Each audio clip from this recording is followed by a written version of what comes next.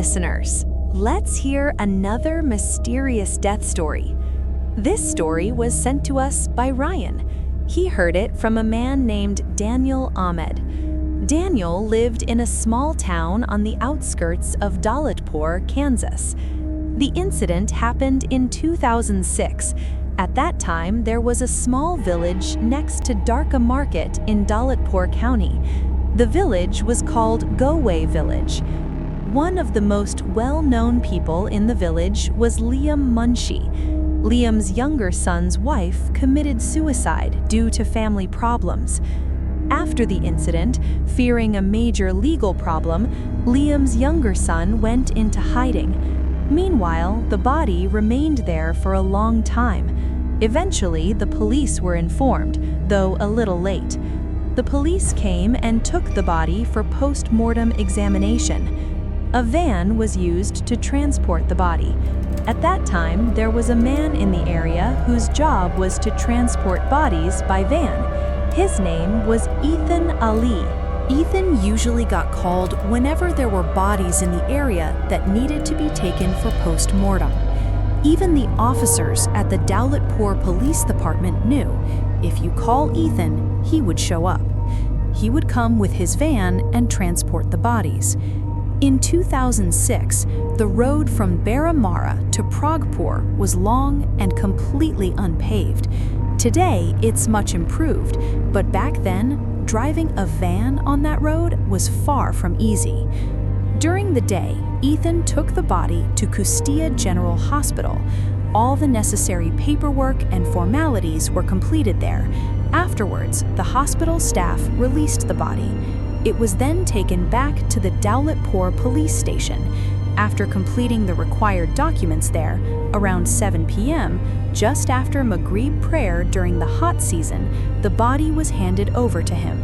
His task was clear: to transport the body past Dwarka Market and deliver it to Goway Village.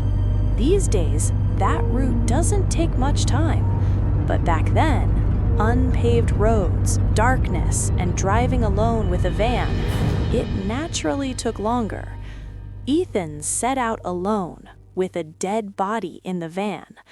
The body was wrapped in cloth, not tied to a mat. He moved forward slowly from Dalitpur past Dwarka Market toward Goway Village. The first part of the route went fairly smoothly. He reached Dwarka Market. From there, heading to Goway Village, the road became completely deserted. All around were betel leaf plantations and dense groves like a betel nut garden. After sunset, the road naturally felt eerie. But Ethan was a brave man. He always had a cigarette with him, lighting one after another as he went. Strange things often happened while transporting bodies. This wasn't new to him. He was experienced in such matters. He continued slowly. Suddenly, the van jolted. At first, he thought, it's the rough road, there are potholes. But no, this jolt felt different. He looked back. Nothing. The body was still tied as before. He continued forward.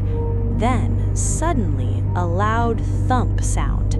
It felt like someone had jumped onto the van. At the same moment, the van became heavy.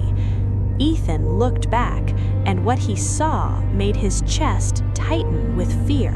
A woman was sitting, and this woman was the same dead woman whose body Ethan was transporting. He recognized her immediately. She was Liam Munshi's younger son's wife. The woman sat quietly, staring at the body. She didn't look at Ethan even once. Ethan noticed from her forehead down to her nose there were stitches, just like after a post-mortem. Seeing this, he was terrified. With one leap, he jumped out of the van and moved a short distance away. At that moment, from the bushes and gardens beside the road, a horrifying sound began. It sounded like a fight, a crash, but it wasn't human. It seemed like some monstrous creature was roaring. Chaos surrounded him. Ethan stood frozen on the side of the road. He couldn't just leave the van behind, because this was the body of someone from a powerful family. He couldn't abandon it. The van was his livelihood. He was scared, but he stayed put to see what would happen. He still held a cigarette in his hand. Then he noticed the woman, who looked just like the dead body, was slowly stepping down from the van. In many stories, you hear that such things just float away, but this was different. Under the van, a faint lantern glowed. By that light, Ethan clearly saw. When the woman stepped onto the ground, dust and dirt scattered around. She had actually set foot on solid earth. Ethan witnessed it with his own eyes. Then, the woman slowly began to walk. She disappeared into the garden along the roadside. And at that very moment, all sounds stopped. It was as if nothing had ever happened. Complete silence surrounded him. Seizing the opportunity, Ethan didn't hesitate. He quickly climbed back into the van and started driving. He glanced behind a few times to see if anything was there, but no, everything seemed normal. A little sense of relief returned to him. Just then, suddenly he felt it again. The van had become much heavier than before. Summoning his courage, Ethan looked back. What he saw, there was no one, no person, no ghost. But something unusual caught his eye.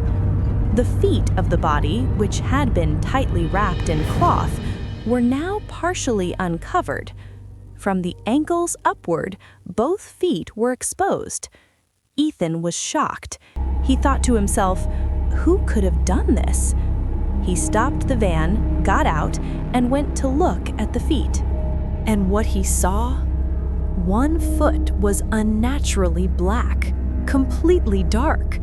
Yet he knew the woman had been fair-skinned. From the other foot, blood was dripping. Drip, drip, drip. He couldn't understand. Why was one foot black? Why was it bleeding? Moments later, he told himself the body had gone through a post-mortem. There had been cuts and incisions, so bleeding was natural. Not thinking much more, he climbed back into the van and started driving again. A little further down the road, he reached a small bridge, what Americans would call a culvert bridge. As he drove onto it, he suddenly noticed something ahead. A body lay across the bridge, positioned at an angle. He immediately looked back and saw no body was in the van. His heart skipped a beat. He realized the body lying ahead was the very same one he had been transporting all this time. The feet were still exposed, and the blood was still dripping. Not far from that spot was Liam Munchie's house. Ethan knew it very well. In front of it was a large pond, familiar to locals as Munchie Pond. Many people used that pond, and since Ethan knew the area so well, he realized he had no idea exactly where he was. Ethan didn't hesitate. He left the van and the body right there. Circling around the side of it, he began running toward Liam Munchie's house. The strange part? From behind, there was no sound. No call, no roar, no eerie noise. Nothing at all. He ran straight to the house. As soon as he stepped into the yard, the scene before him was horrifying.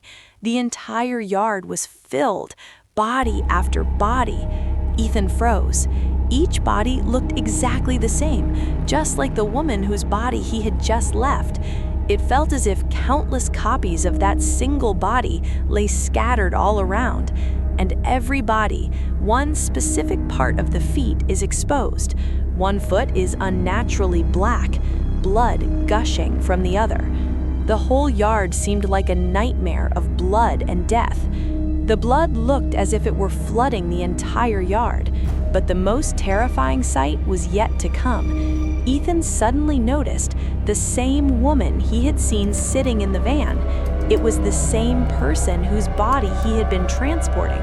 She was now sitting on the house's veranda, and this time, she was staring directly at Ethan, eyes wide, a completely fixed gaze.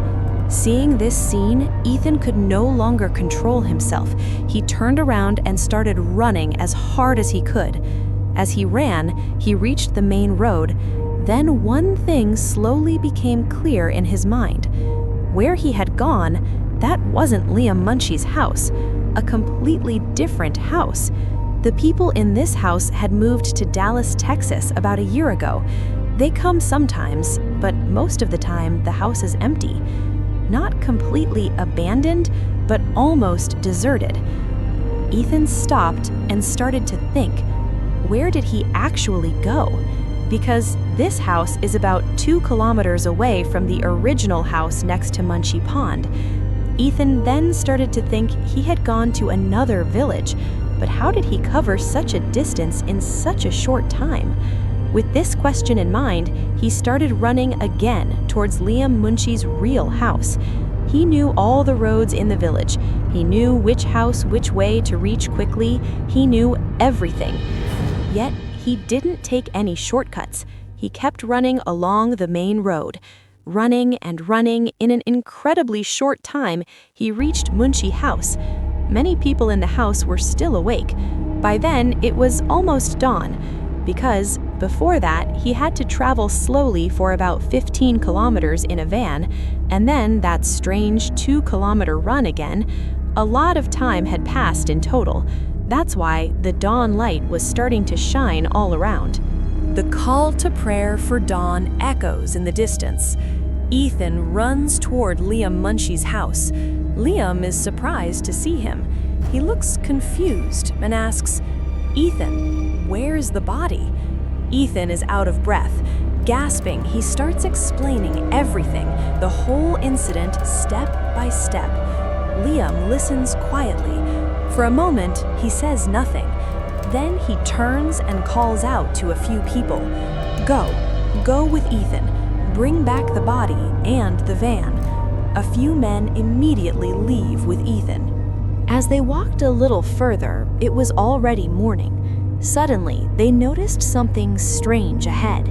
2 men were carrying a body in a van. It didn't take long to recognize it. It was Ethan's van.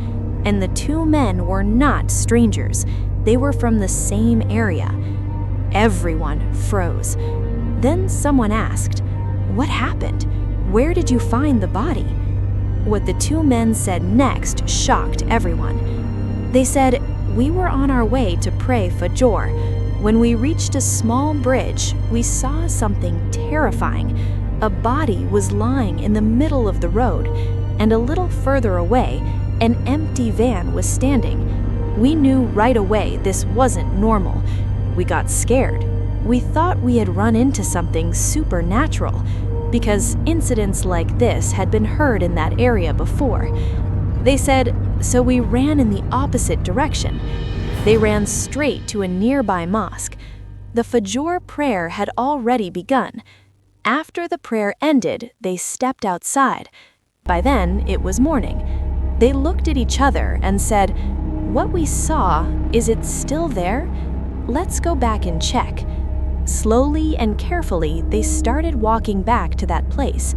When they arrived, they saw the same thing. The van, the body, everything exactly as before.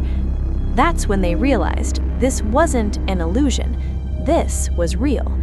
They stepped closer, and slowly they uncovered the face of the body. The moment they saw her face, they were sure.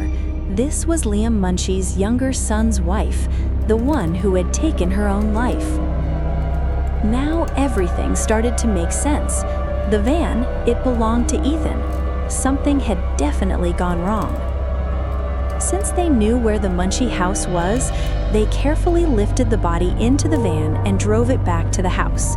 In the end, Liam Munchie himself identified his daughter-in-law's body.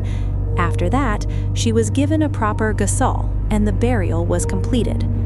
And just like that, the incident came to an end. In 2017, Ethan Ali passed away naturally. But even after this incident, Ethan remained different. Letting go of a body was never easy for him. He carried more bodies after that. Fear? Ethan barely had any. There was something unusual about his courage. Most people, when they face fear or danger, they walk away from it. But not Ethan. He stayed committed to his work. Yes, he tried to be careful, to survive, but once people knew this is the man who carries bodies, they kept calling him again and again. And passengers? They were never comfortable getting into those vans. That's something many of us already know. And that was the full story. Finally, a special thanks to Ravi Bai, who shared this story with us.